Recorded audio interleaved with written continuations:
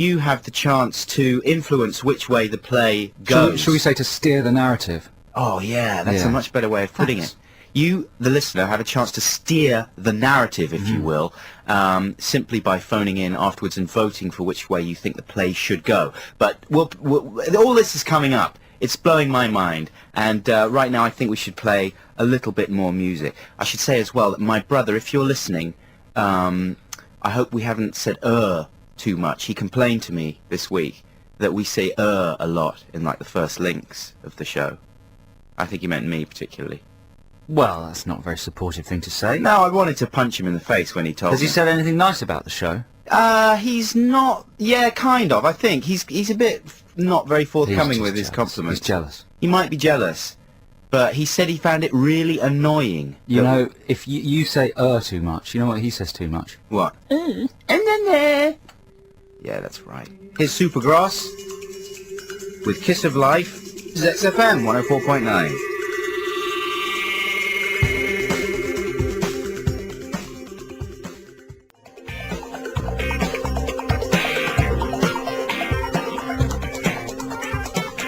That's a kind of funky, summery slice of pop from I like Supergrass. it. I tell you what it sounds a bit like is an In Excess single. From the mid to late 80s or early 90s. Yeah, In Excess's good period, I hasten to add. Yeah, oh absolutely. I really like that single. Yeah, I love Supergrass. They performed it on Top of the Pops last night. Did they? Performed it very well, confidently, yeah. Oh, I went to a Supergrass gig last Saturday night. Did you? And it was brilliant. I thought you said it was some sort of a club night. No, I went to the club after the gig because Gaz and one of the other ones. Gaz, is it? Were DJing at this club, the Barfly in Camden. Do you know Gaz? No, don't know him. Will you call him by his full name then? Sorry, Gareth. Mr. Coombs. Mr. Coombs. And it was great. The gig was extraordinary. I turned up and I thought I was going to leave in about the first 10 minutes because it was so hot and packed. It was at the Forum in Kentish Town. And we were stood right up at the back at the top. And everyone was really into it. The place was heaving and it was really, really... so smoky. I've never been anywhere so smoky. I kind of, even though I do have the occasional ciggy, I want them to ban smoking in places like that. I think it would be a good thing. Anyway, that's by the by. I stuck with it, and after I'd had a few cans of lager, I suddenly got into it, and Supergrass were brilliant, and they kept up the pace really well. You know when sometimes bands do an acoustic set halfway through? Yeah. And you think, oh no, it's the acoustic set. But they did it sat on a sofa.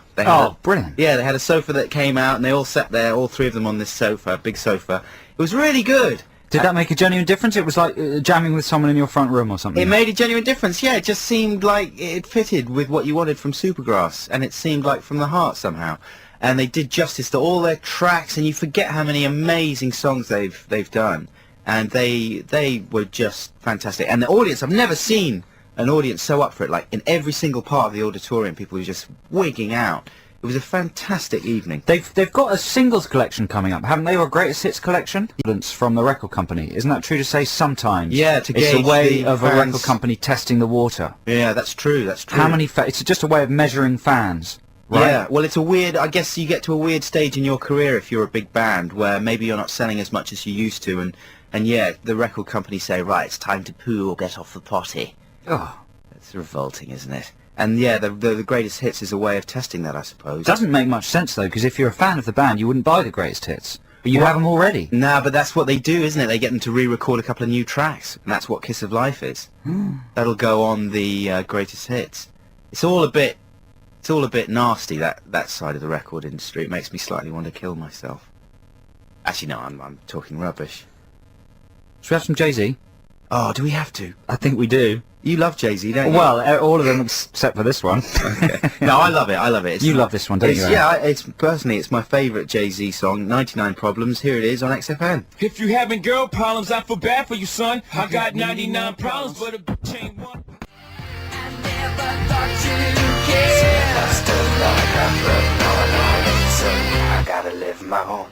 That's the Scissor Sisters with Laura. Coming up in the next half hour, we have celebrity regression therapy. Joe will regress me into the mind or the roles of a famous Hollywood star. You have to guess which star it is and which films I'm being regressed into. You could win tickets to go and see Dylan Moran's new comedy show. That's a good prize. Yeah, that's a brilliant Is it prize. called Monster? Yes, it is. Everything's called Monster these days, isn't it? What else? The film with yeah. Charlize Theron. That's right, Monster. Nick Broomfield's documentary about Eileen Wuornos. That might not be called Monster, but it's about the same thing. It's about the same thing. And Monster Munch. Monsters Incorporated. Monsters Incorporated. Monster from the Deep. That Yeah. old film that doesn't exist. Yeah, the phrase... It's called Monster. Monster. Yeah. Which Nigel Kennedy used to say. Monster. Monster. What's that? Did you ever want to, like, revivify? Is that a word? Mate, wait, it is Do you ever now. want to bring back, like, old buzzwords? Sure. Stonker, for instance. Stonker. Like, referring to what? Comic Relief. What? Comic Relief sort of tries to push these slightly naff comedy buzzwords into popular currency every year. And one year, like the other year, it was just pants, wasn't it? Big pants. Oh, yeah, yeah. And then one year, it was the word stonker. Right. They call it Comic Relief, the big stonker. Isn't stonker a word for it? That's stiffy. Is it? Isn't it? Oh, well, let's not dwell on it. Nah. What word would you bring back, then, if it was up to you? Oh, I don't know. I'll have to think about that. Probably stonker. Otherwise I wouldn't have mentioned it. So, yeah, you could win tickets to go and see Monster, or, indeed, 13 Senses. It's up to you. If you win Ditties in the Dock, it's your... Celebrity Regression Therapy, it's your choice. Wow. Wow. So I was watching This Morning during the week, and it's always fun to watch This Morning because of the terrible faux pas, the holes they dig themselves into. Fern and Phil. Fern and Phil. Who's the worst for the faux pas? Oh no, hang on, it wasn't This Morning, it was Richard and Judy. Was it? I've got two faux pas here, one of them's a Phil and Fern one, but let me start with the Richard and Judy one. Okay. It's also fun to watch that because of the faux pas. So they've got Samantha Janus on. I prefer to call her Janus. Janus. They've got Samantha Janus on, and, they don't stick to the script. They go off on tangents. They freestyle Richard and Judy. Richard just thinks of something, and he says it. Sees where it'll go. So he says, the previous item's been about stalkers. How there are so many stalkers in Britain, and everyone's stalking.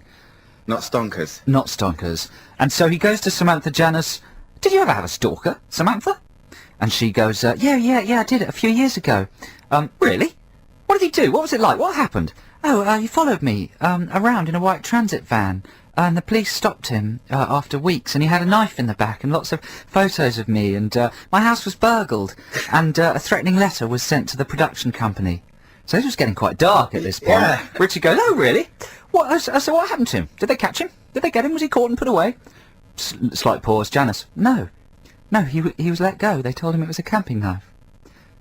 Sort of atmosphere of sinister doom descends on the studio. And at this is point. she beginning to look a little She's tearful? beginning to look nervous and tearful. Richard Yeah. goes, so he's still out there, is he somewhere?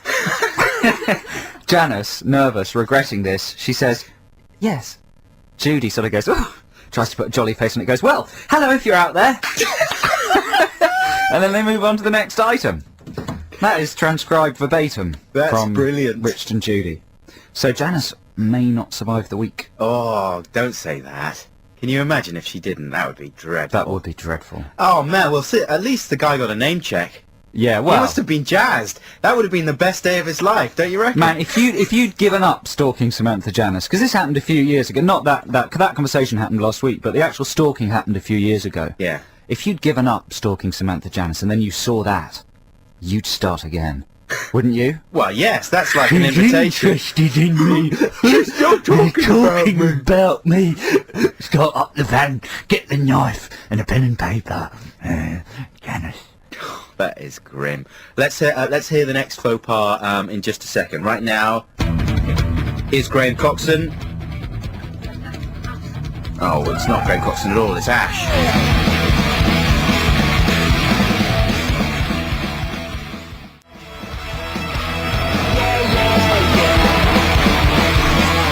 Whoa, that's Ash with Orpheus. They're playing some sort of a gig at midnight on Sunday night to launch their album at some record store. Are they? I don't know the details, but a Central London record store, Midnight Ash, playing to launch the album. I don't know whether it's open to the public. Ooh. It must be, mustn't it? I don't know. The album's out on Monday. We should find out more about that. What's it called? It's called... Meltdown. Meltdown. Okay. Yeah. So, you know what? We've just had an email. You can email us here at XFM, Adam and Joe at xfm.co.uk, or text us on the text number. What's the text number, Adam? 83XFM. Brilliant. Someone's actually watching us via the webcam, which is a first. Are they? Yeah. Well, the webcam's not pointed at me, so I'm off. Yeah. Maybe it's Leslie Grantham. Oh, don't say that. Okay, so I was going to tell you the second faux pas. I've been watching Phil and Fern and Richard and Judy this week and noting down faux pas. This is actually quite an old Phil and Fern faux pas. Can I just say, before you go into the Phil and Fern one, that I love Richard and Judy as people.